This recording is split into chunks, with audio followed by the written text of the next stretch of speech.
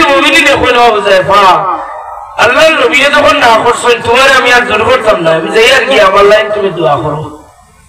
সুবহানাল্লাহ সুবহানাল্লাহ। আমিরুল মুমিনিন ওমর ইবনুল খাত্তাব রাদিয়াল্লাহু তাআলা আনহু কয়েক মাস গেল বাড়িতে গেলে বিছানাত বালিশ সময় পা লাগাইলে ঘুমে ধরে না। একটা উঠোর যেটা দিয়ার কিতা করতাম সারা জীবনের ইবাদত বন্দেগী বরবাদ। আমি দি মুনাফিকুল লিস্টের মধ্যে আছি, আমি দি মুনাফিকুল লিস্টের মধ্যে আছি। যদি মুনাফিকুল লিস্টের মধ্যে আমার নাম থাকে তাহলে তো হেরা পাওয়ার তলোর তলার মধ্যে আমার আল্লাহ জ্বালাইব।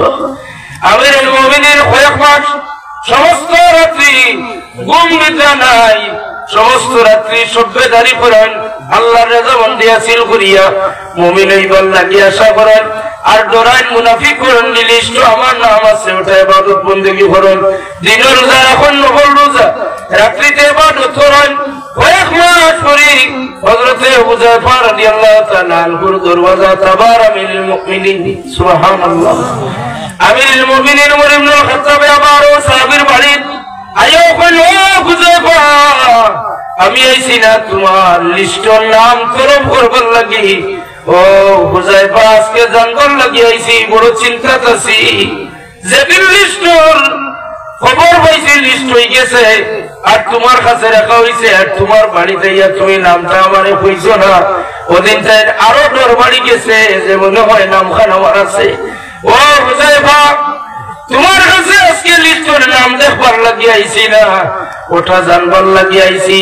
আমি ওমরের যদি ইন্তেকালের খবর পাও, আমি মারা যাই ইন্তেকাল করি, তাহলে হুযায়ফা তুমি আমার নামাজের জানাজাত শরীক হইবাইনি। সুবহানাল্লাহ। হুযায়ফা বলেন ইয়া আমিরুল মুমিনিন এটা কি না হতই আপনার ইন্তেকাল খবর পাওয়া মাত্র কেউ যাও না যাও আমি সবার আগে গিয়ে হাজিরি দিব। সুবহানাল্লাহ। আপনার গোসল করানোর দায়িত্ব আমি নিমু, আপনার খবর মুবারক উদার খাজর দায়িত্ব আমি নিমু, আমি আপনার খবর রাখবার দায়িত্ব নিমু।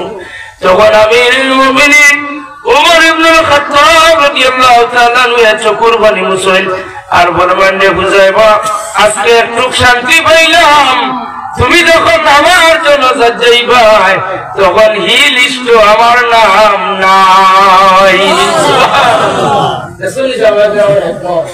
সাহাবায়ে কেরামের হিকমত, সাহাবায়ে কেরামে একজনে না করে আর আল্লাহর নবী তান খেতাব করছেন সাহেবু সিররে রাসূলুল্লাহ সাল্লাল্লাহু আলাইহি ওয়াসাল্লাম, আমার গোপন ভান্ডারের মালিক একমাত্র হুযায়ফা।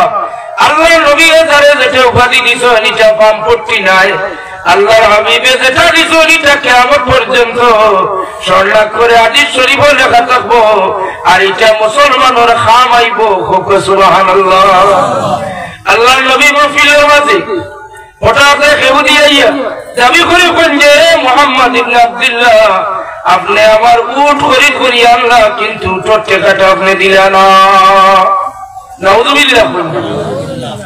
আল্লাহর নবী তাজ্জুব হুজুর আবার উল্টাইয়া ফরমায় ও ইহুদি তোমার কাছ থেকে যেদিন উট খরিদ করি আনছি উঠোন লাগাবো এক হাতে ধরছি, এক হাতে তোমার হাতের মাঝে আমি টাকাটা দিছি। সুবহানাল্লাহ। ইহুদি ওইটা শিয়ার না, এটা মারাত্মক শিয়ার। আর না হইলে দেখুন ইহুদি হলে 3 মাসের বেশি সময় হইল ফিলিস্তিনের উপরে এখনো আগ্রাসন চলেনি না, মনে করেন যে 3 মাস। ইতিহাস হইল 70 বছর ধরে চলে, 70 বছর 3 মাস পুরো হইল।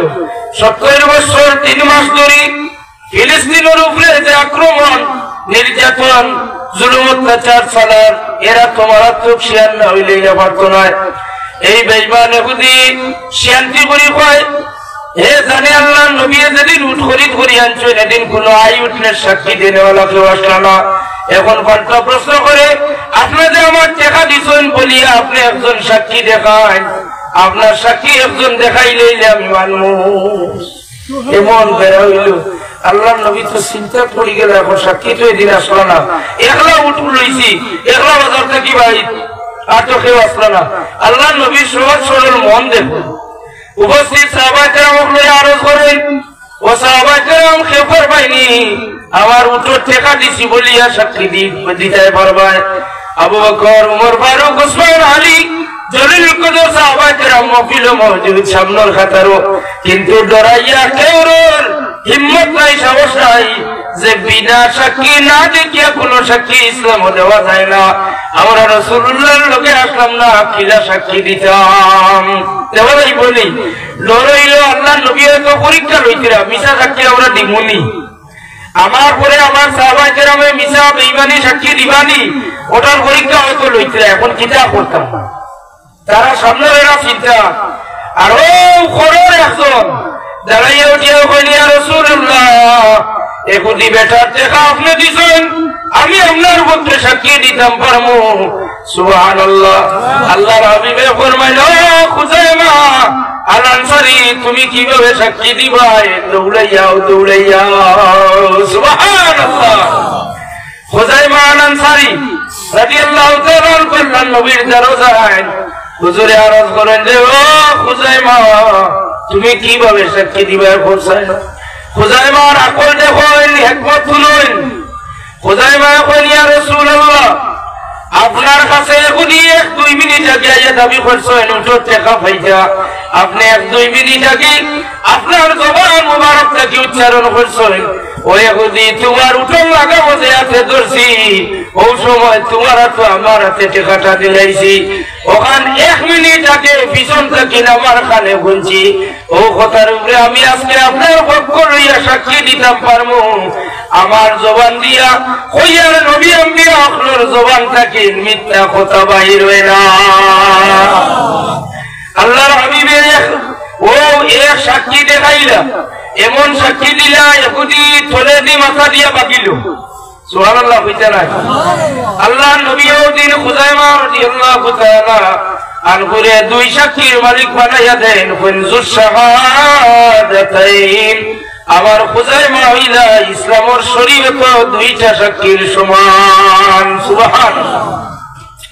আপনারা এটা বিয়া শাদী 2 সাক্ষী হলো না, যদি না 1 সাক্ষী হইব, 2 সাক্ষী লাগবো।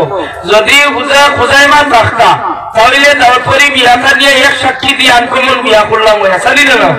আনকমন বিয়া মানে 2 সাক্ষী কি ইলা হইল না নিও খোকা।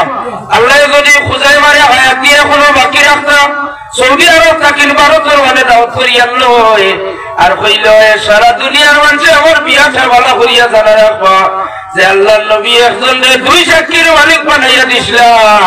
ও খুজাইমারে দিয়ে আমার বুড়ির বিয়া দিছি। আল্লাহর নবীর সাহাবী 1 সাক্ষী দিলে শরীয়ত 2টা সাক্ষীর সমান হয়ে যায়। সুবহানাল্লাহ। এখন আপনারা কইবা এটা তো ওয়াজব হইয়া যাইছে।